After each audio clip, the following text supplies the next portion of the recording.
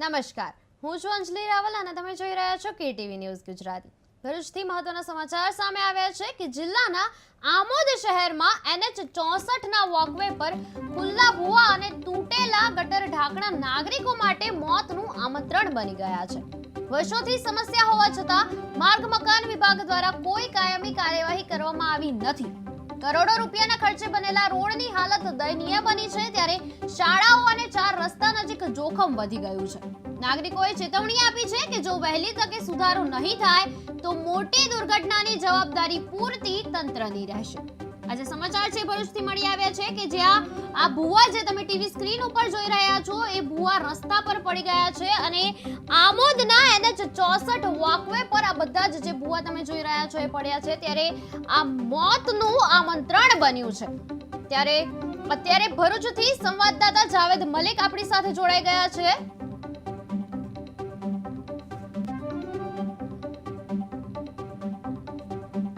Hello,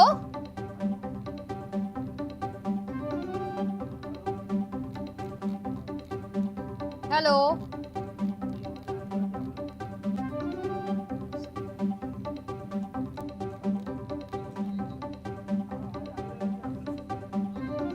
આજે સમાચાર છે ભરૂચથી મળી ગયા છે કે જ્યાં કરોડોના ખર્ચે આ રોડ બન્યો હતો, જે જોખમી બન્યો છે અત્યારે, ત્યારે આપણી સાથે ભરૂચથી સંવાદદાતા જાવેદ મલિક જોડાયા છે।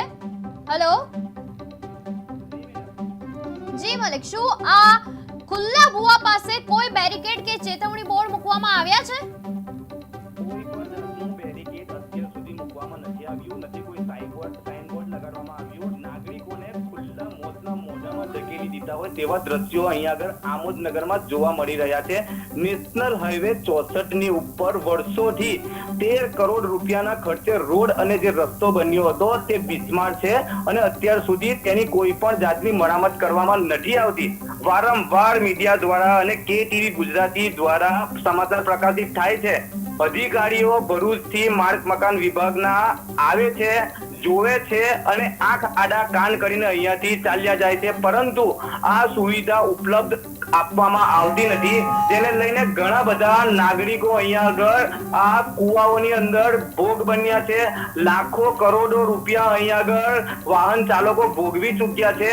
આજે પણ કેટીવી ગુજરાતી ન્યૂઝના પત્રકાર સ્થળ પર હાજર હતા અને ત્યાં આગળ અધિકારીઓ આવ્યા અને આંખ આડા કાન કરીને જતા રહ્યા હતા। જી જાવેદ, તો શું આપ અમારા દર્શક મિત્રોને જણાવી શકશો કે અત્યારે એ જગ્યાએ કેટલા ભૂવા પડ્યા છે? અત્યારે ઓછામાં ઓછા 12 થી 14 ભૂવાઓનું સામ્રાજ્ય છે અને તે પણ નાના નાના ફૂલકાઓ 1000 થી વધુ વિદ્યાર્થીઓ જ્યાં અભ્યાસ કરે છે તેની આસપાસની અંદર જ આ બધા મોટા મોટા ભૂવાઓ છે, જ્યાંથી રોજની લાખો વાહનો પસાર થાય છે, વિદ્યાર્થીઓ પસાર થાય છે। અનેક રાહતદારીઓ આ આમોદનું નાક સમાન વિસ્તાર કહેવાય તે જગ્યાઓ પર ભૂવાનું સામ્રાજ્ય આવેલું છે। જાવેદ, અત્યાર સુધી અહીં કેટલા અકસ્માત અથવા ઈજાના બનાવ બની ચૂક્યા છે? 8 દિવસે અહીંયા આગળ તો અકસ્માતો સર્જાય છે। અકસ્માતની કોઈ નવાઈ જ નથી રહી આ નેશનલ હાઈવે 64 ની ઉપર, કોઈ નવાઈ નહીં। રાત દિવસ સવાર સાંજ લોકો અહીંયાથી લોકોને ખાડામાંથી કાઢતા જ હોય છે। જાવેદ, સ્થાનિક લોકો અને વાહન ચાલકોનું આ મુદ્દે શું કહેવું થાય છે? વારંવાર કોંગ્રેસ દ્વારા અહીંયા આગળ આંદોલનો કરવામાં આવ્યા છે, તેની પણ કોઈ અસર પડી નથી। આ જાડી ચામડી ધરાવતા તંત્રની ઉપર કોઈ પણ જાતની અસર જોવા મળતી નથી, જેને લઈને અધિકારીઓ પણ અત્યારે બેફામ થઈ ગયા છે અને આ જગ્યા પર આવે છે અને ફક્ત વિડીયોગ્રાફી કરીને જતા રહે છે। આ રોડ અને ગટરનું કામ ક્યારે અને કેટલી રકમમાં થયું હતું જાવેદ? જે તે સમયમાં 13 કરોડ રૂપિયાની માતબર રકમથી આ રોડ અને રસ્તો બનાવવામાં આવ્યો હતો અને તેની તકેદારી આયોગમાંથી FIR કરવાની નાગરિકને નકલ પણ આપવામાં આવી છે, પરંતુ આજ દિન સુધી તે કોન્ટ્રાક્ટર ઉપર FIR કરવામાં આવી નથી, જે બાબતને લઈને આજે તે નાગરિકે ટ્રિબ્યુનલ કોર્ટ ગાંધીનગરમાં પણ 2 વર્ષથી ફરિયાદ કરી છે અને ચાલે છે, પરંતુ તંત્ર ઉપરથી એકદમ નિષ્ફળ નીવડ્યું છે। સામાન્ય નાગરિકની અરજીનો કોઈ પણ જાતનું નિરાકરણ કરવામાં આવતું નથી, એટલે હવે લોકો અરજી પણ નથી કરતા કે થાકી ગયા। જાવેદ, માર્ગ મકાન વિભાગના અધિકારીઓએ અત્યાર સુધી શું પગલાં લીધા છે? કોઈ પણ જાતના પગલા લેતા નથી. આ લોકો કહે છે કે કેસ ચાલુ છે અને આ બાબતની ધારાસભ્યએ પણ દિલ્હી સુધી આ કોન્ટ્રાક્ટરોની વિરોધમાં ફરિયાદ કરી છે કે અમની ઉપર પગલા લેવામાં આવે અને આ રોડનું સમારકામ કરવામાં આવે, પરંતુ હજુ સુધી પણ આ જે ગટરો તૂટી ગયેલી છે, રોડની ઉપર મસ્ત મોટા ખાડાઓ પડી ગયા છે. ઓછામાં ઓછો 20 કરોડ રૂપિયાનો આ રોડની ઉપર ખર્ચો કર્યો છે. તે રોડ પ્રથમ તો 13 મહિના પણ નથી ટકી શક્યો, બીજી વાર 7 કરોડનો બનાવ્યો, તે પણ 7 મહિના નથી ટકી શક્યો, અને આ નાગરિકોને ખૂબ જ અહીંયા આગળ દુવિધામાં નાખી દીધા છે રસ્તામાં. જાવેદ, શું તમને લાગે છે કે આમાં ભ્રષ્ટાચાર થયો છે? ખૂબ જ મોટા પાયે ભ્રષ્ટાચાર થયો છે. તેના આધાર પુરાવા સહિત આ જે સામાન્ય નાગરિકે તકેદારી આયોગમાં, વિજિલન્સ કમિશનરમાં અને ટ્રિબ્યુનલ કોર્ટમાં આધાર પુરાવા ફોટોગ્રાફી સાથે આની રજૂઆત કરી છે, પરંતુ આજ દિન સુધી આની પણ કોઈ અસર દેખાતી નથી. શું આ ભુવાઓના કારણે અત્યાર સુધી કોઈ મૃત્યુ નોંધાયું છે? 1-2 જણના મૃત્યુ થયા છે રોડની ઉપર અકસ્માતોની અંદર, અને ભુવાઓની અંદર તો અસંખ્ય લોકોના હાથ પગ ભાગ્યા જ છે. પરંતુ આ જે સમાચાર બને છે એટલે તંત્ર દોડે છે, બીજે દિવસે આવે છે, બમ્ફડ બનાવશે, અકસ્માત થાય છે એટલે બમ્પ બનાવી જશે, લોકોના અનેક વખત ટોળા તોડફોડ આવી જાય છે. એટલે સામાન્ય નામની કામગીરી કરે છે, પરંતુ પૂરતી કામગીરી કરવામાં આવતી નથી. બસ શોભાના ગાંઠિયા સમાન કામગીરી કરવામાં આવે છે. જાવેદ, બાળકોની શાળાઓ અને ભારે ટ્રાફિકને લઈને જોખમ કેટલું ગંભીર બન્યું છે? ખૂબ જ ગંભીર બાબત કહેવાય કે વારંવાર તમે જોજો કેમેરાની અંદર આપણે બતાવીએ છીએ, અને કેટલીક વખત KTV ગુજરાતી પર લાઈવ દ્રશ્યો બતાવ્યા છે કે આ જીવના જોખમે લોકો મુસાફરી કરે છે, અહીંથી રાહતદારીઓ પસાર થાય છે. તમે જુઓ કેટલાક વિડીયોની અંદર બિલકુલ ભુવાની બાજુમાંથી જ લોકો પસાર થતા જોવા મળશે, અને અનેક લોકો આની અંદર ગઈકાલે પણ એક રિક્ષા ચાલક અહીંયા આગળ આ ખાડાની અંદર ફસાયો હતો અને તેના પગની અંદર ઇન્જરી થઈ હતી. તેને પણ સ્થાનિકો તાત્કાલિક દવાખાને લઈ ગયા હતા અને દવા કરાવી હતી. આ ઘટના આમોદમાં હવે એકદમ સામાન્ય બની ગઈ છે. આ ભ્રષ્ટ અધિકારીઓના લીધે નાગરિકોના જીવ અત્યારે જોખમમાં છે. જાવેદ, તંત્રનું આમાં શું કહેવું થાય છે? તંત્ર તો એકદમ કુંભ નિંદ્રામાં જ છે. તંત્ર ક્યારે જાગશે તે તો અત્યારે કહી શકાય તેમ જ નથી, કારણ કે વારંવાર તંત્રને અહીંયાથી લેખિત મૌખિક રજૂઆતો કરવામાં આવે છે, પરંતુ કહી શકાય છે કે તંત્ર આ બાબતની અંદર મૌન સીવી લે છે, આંખ આડા કાન કરી લે છે અને આવે છે અને નામની કાર્યવાહી કરીને જતા રહે છે. તમે જુઓ કે આ જે દ્રશ્યો છે તેની અંદર ઉભા સળિયા જે જીવના જોખમમાં મૂકી દીધા છે, અને અત્યારે 4 મહિના પહેલા, 2 મહિના પહેલા, મહિના પહેલા, 15 દિવસ પહેલા અનેક અકસ્માતો વારંવાર સર્જાય છે, અનેક ગટરોની અંદર આ ગાડીઓ ખાબકે છે, પરંતુ તંત્રને આની કોઈ પણ અસર દેખાતી નથી. જાવેદ, અત્યાર સુધી આ જે ખાડાઓનું સામ્રાજ્ય છે એને ઢાંકવામાં ખરાબ કામ થયું છે એ તો દેખાઈ જ રહ્યું છે ટીવી સ્ક્રીન ઉપર આપણા દર્શક મિત્રોને, પરંતુ કેટલી વાર આ કામ કરવામાં આવ્યું છે? ખાડાઓને ઢાંકવામાં કેટલી વાર આવ્યા છે? એક ખાડાને પૂરવામાં લગભગ 7 થી 8 વખત પૂરવામાં આવ્યો, પરંતુ તેની ઉપર હલકી અને નબળી ગુણવત્તાથી કામગીરી કરી બીજે જ દિવસે ખાડો જેવો તો એવો થઈ જાય છે. આવે છે, નબળી હલકી કામગીરી ગુણવત્તાથી કરે છે, અને બીજે જ દિવસે તે ખાડો સ્કૂલની છોકરાઓ, બાળકોના, વિદ્યાર્થીઓની સ્કૂલ સામે આ જે મસ્ત મોટો ખાડો છે, બીજે જ દિવસે ખાડો જેવો હતો તેની ઉપરથી નાનું વાહન પસાર થાય તો પણ બેસી જાય છે.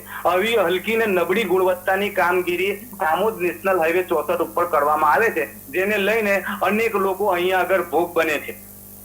આ જે ખાડાઓ છે નેશનલ હાઈવે ઉપર થઈ, આ જે નેશનલ હાઈવે છે એની ઉપર આ ખાડાઓનું સામ્રાજ્ય છે રચાયું છે, ત્યારે આ ખાડાઓને લઈને અત્યાર સુધી કેટલી વાર ટ્રાફિક જામ સર્જાયો છે રસ્તા પર? કેટલીક વાર ટ્રાફિક જામના દ્રશ્યો, અનેક વાર રોજ તમે જોઈ શકશો અહીંયા આગળના દ્રશ્યો, રોજ અહીંયા આગળ ટ્રાફિક જામના દ્રશ્યો સર્જાય છે, અને ખાડાઓને લઈને અનેક લોકો અહીંયા આગળ જે નાની મોટી ઈજાઓ પામે છે. અહીંયા આગળ આ જાહેર માર્ગ તો ખરો, પરંતુ મુખ્ય બજાર જેવું કહી શકાય કે અહીંયા આગળ અનેક હોટલો જમવાની આવેલી છે, અનેક જે ચીજ વસ્તુ ખાણીપીણીની અહીંયા આગળ તે જગ્યા ઉપર આ જગ્યા ઉપર આ જે ખાડાના ભુવાનું સામ્રાજ્ય જોવા મળી રહ્યું છે. ખૂબ જ ગંભીર બાબત કહેવાય કે પંચાયતથી લઈને પાર્લામેન્ટ સુધી સરકાર કુંભ નિદ્રામાં છે. રોજ સમાચાર પ્રકાશિત થાય છે તો શું તેમને દેખાતું નહીં હોય? ટીવી સ્ક્રીન ઉપર તમે જે દ્રશ્યો જોઈ રહ્યા છો એ ભરૂચથી છે. ભરૂચના આમોદમાં આ ભુવા પડ્યા છે, 12 થી 14 ભુવા રસ્તા ઉપર પડ્યા છે, મેઇન નેશનલ હાઈવે 64 પર પડ્યા છે. ત્યારે જાવેદ, તમે શું કહેશો કે આ જે ભુવા પડ્યા છે એ કેટલા સમયથી પડ્યા છે?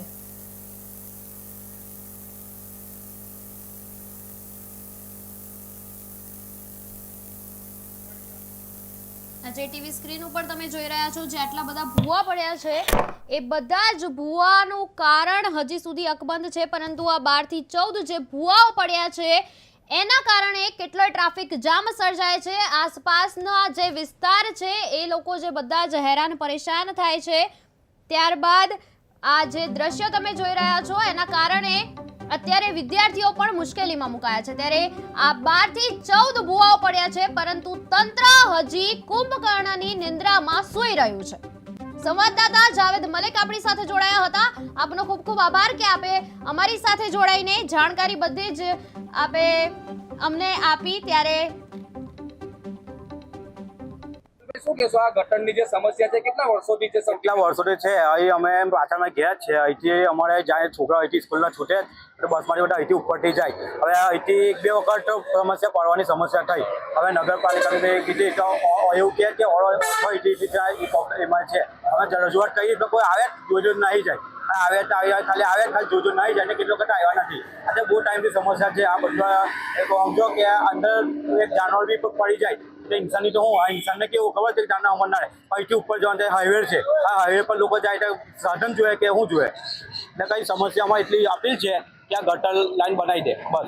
કેટલી વખત આ હાઈવે વાળા જોવા ગયા અહીંયા? બહુ 2-3 વખત આવ્યા, માપ લઈ ગયા, ખાલી જોઈ નહીં ગયા. કઈનો નિકાલ થતો નથી. કઈ તો શું કહેશો તમે આ હાઈવે ઓથોરિટીને શું મેસેજ આપવા માંગો? મેસેજ એટલું કહેવા માંગુ તો અહીં પડી જશે એની જવાબદારી કોણ રહેશે? કાલે એક રિક્ષાવાળો જતો હતો એ પડી ગયો, કાલે અમે દવાખાને લઈ ગયા, સરકારી દવાખાને એ કરાવ્યું, ટ્રીટમેન્ટ કરાવી ને કઈ એને નિકાલ થતો નથી. હવે આજે કાલે એક જણ પડ્યો, બીજા 2 જણ પડ્યા. હવે કોઈ ઉંમરવાળો ઇન્સાન જતો હોય તો પછી એની જવાબદારી કોણ રહેશે? દિનેશભાઈ શું કહેશો આ જે ગટરના ખાડા છે તે બાબતે? આ ગટરના ખાડા વર્ષોથી આવવાના આવે જ છે. અહીંયા કેટલા માણસો પડી ગયેલા છે અને સળિયા બી ઉપર ઊભા છે. અહીંયા લોકો ખાવા માટે આવે છે, ગેરેજ માટે આવે છે. એટલે સરકારને મારી નમ્ર વિનંતી છે કે આ ખાડા પુરાવાની કોશિશ કરે. કેટલી ઊંડી ગટર છે આ? આ 5 થી 6 ફૂટ ઊંડી ગટર છે. અહીંયા કેટલા જણા હતા અંદર પડી ગયા, કેટલાને વાગ્યું બી છે, કેટલાને અમે અહીંયા કામ કરીએ છીએ તો કેટલાને બહાર બી કાઢેલા છે. રાતના ટાઈમ એક માણસ તો બાઇક લઈને અંદર જતો રહ્યો સીધો. એટલે કોઈને આ ખબર પડતી નથી કે અહીંયા ગટર ખુલ્લી છે કે શું છે. અંધારામાં કોઈને ખબર પડતી નથી. એટલે સરકારને મારી નમ્ર વિનંતી છે કે આનો જલ્દી નિકાલ લાવે. સુહેલભાઈ શું કહેશો આ ગટરની જે સમસ્યા છે કેટલા વર્ષોથી છે? કેટલા વર્ષોથી છે. અહીં અમે પાછળમાં ગયા છે. અહીંથી અમારે જાય છોકરા અહીંથી સ્કૂલના છૂટે એટલે બસમાંથી બધા અહીંથી ઉપરથી જાય. હવે